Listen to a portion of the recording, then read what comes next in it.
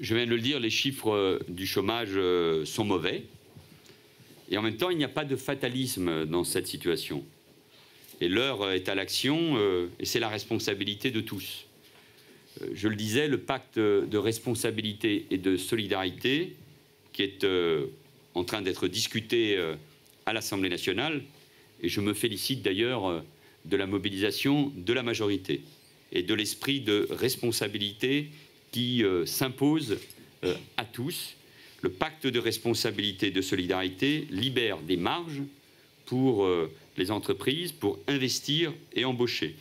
Et il n'est plus possible d'attendre. Chacun doit pleinement s'engager. Je compte sur les entreprises de France, avec les moyens que nous allons leur donner, avec la baisse du coût du travail, avec la baisse de la fiscalité qui pèse sur les entreprises sur 3 ans. Je préciserai dans quelques jours la trajectoire précise de ces baisses du coût du travail que chacun connaît, mais notamment de la fiscalité pour les entreprises, C3S et impôts sur les sociétés. Les entreprises, aujourd'hui, vont avoir les moyens d'investir et de créer de l'emploi, parce que c'est le potentiel de croissance de notre pays qui doit se libérer pour que la confiance revienne et derrière elle, l'activité de l'emploi. Et puis nous devons libérer ce qui entrave.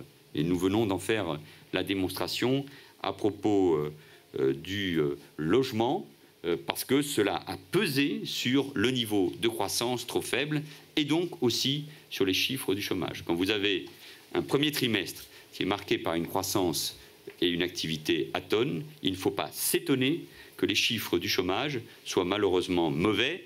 Et ce n'est pas une statistique, car derrière les chiffres du chômage, il y a des hommes et des femmes qui perdent espoir. Et les chiffres du chômage qui sont mauvais le sont également pour les seniors. Et donc nous aurons avec François Rebsamen, le ministre du Travail, dans quelques jours, l'occasion de faire un certain nombre de propositions dans ce domaine-là. Ils sont aussi mauvais pour les jeunes, et nous allons là aussi relancer le programme des emplois d'avenir, car il faut également être à la hauteur de cette attente. Nous devons continuer à nous mobiliser, ne pas baisser la garde et à faire en sorte que les choix que nous avons faits, qui ont été annoncés par le président de la République en janvier dernier, soient mis en œuvre, car une politique économique, elle doit être cohérente dans le temps pour qu'elle puisse produire enfin des résultats.